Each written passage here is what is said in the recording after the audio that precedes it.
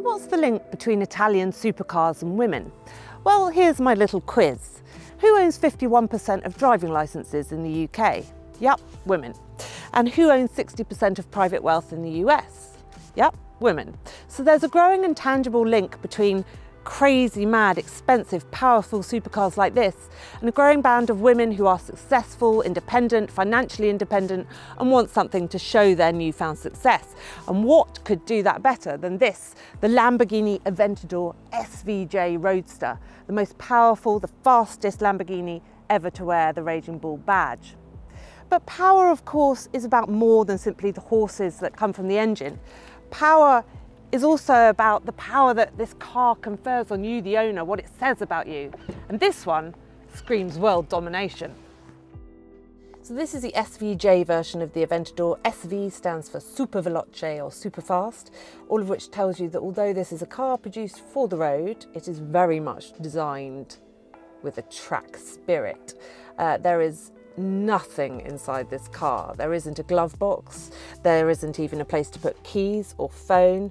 There are two notional cargo nets behind the seats, which are heated and electrically adjustable, and there's even a cup holder. But don't be fooled, there's carbon fibre everywhere. There's no footwell carpets, there's just exposed carbon fibre, a little bit of Alcantara, door tags to pull the doors back down instead of handles. It's all about lightweight and performance. We've also got the fantastic plaque up here because only 800 of these will be built, and this is number 1 of 800.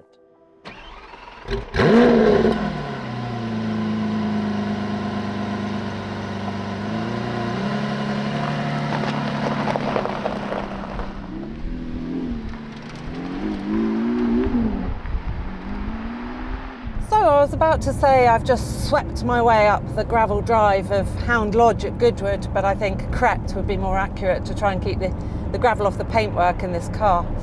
But now onto the open road to see how it really feels. And first instinct is it's terrifying. And I've driven all of the current Lamborghini range, most Ferraris, all the McLarens, and this is easily the most visceral, raw, animalistic experience I've had in a supercar. You know, you can probably hear the creaking and the groaning of the carbon fibre structure. It's because there's no sound deadening, there's no carpet, there's no leather, there's nothing. There's a carbon fibre shell and a little bit of Alcantara. Also, I'm 5'6" and I've got the seat on its lowest setting, and my eye line is at the roof. The windscreen is entirely below me. You've got that proper racing letterbox to look down through, and at first that's intimidating, as is the fact that there is the teeniest, tiniest rear window, and your view through it, what there is utterly blocked by the spoiler, the massive carbon fibre spoiler. I mean, having said that, once you get used to it, you can kind of shift around a bit. You can actually see what's behind you. Once you get used to it all, it's fine. I mean, I'm trickling around the outskirts of Chichester right now at 30 miles an hour in a mixture of wet and dry conditions. You couldn't do that in a Miura or a Diablo and not have your heart in your mouth. But I think that's the great plus point of VW Group having bought Lamborghini. You know, everyone says, oh, well, it's sanitized Lamborghinis, they're not what they are. They've got Audi switchgear on them and four-wheel drive, all really boring. Well, if that means that you can just drive it, you know, without having sweaty palms the whole time at low speeds around town, I think that's absolutely fine.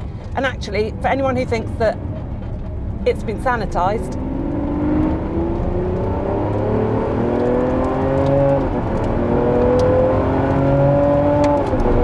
that's not sanitized.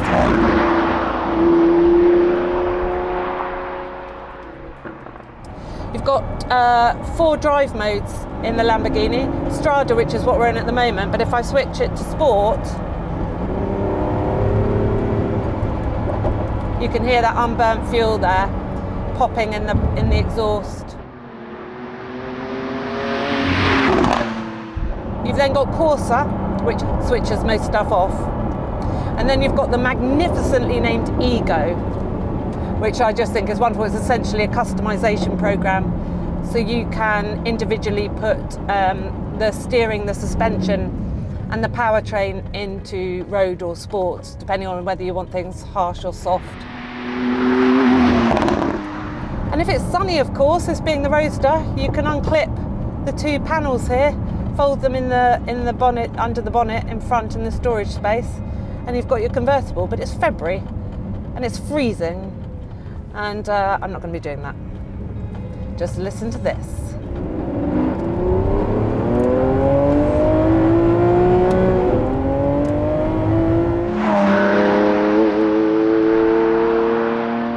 So we've ended up here at Goodwood Motor Circuit, but that's kind of more coincidence because I happen to be up the road at Hound Lodge. I know this sounds sacrilege to all the petrol heads out there, but I'm not bothered about taking this car around that track. I know what it can do, and I know what I'm capable of, and the two don't quite match up, despite me having a race licence. For me, this car is all about the fact this is a £380,000 supercar. It's at the very top of Lamborghini's engineering capabilities for road cars. It's fast, it's powerful, it's a status symbol. And it's a lot of fun out there, and I can take the kids to school in it, I can drive to work in it, I get loads of thumbs up and smiles. In a way, this is the perfect car for our generation of women. It says that we have the power and the capability, we've made it, we're successful, we know how to enjoy life. And for me, I'll have one. Thanks very much.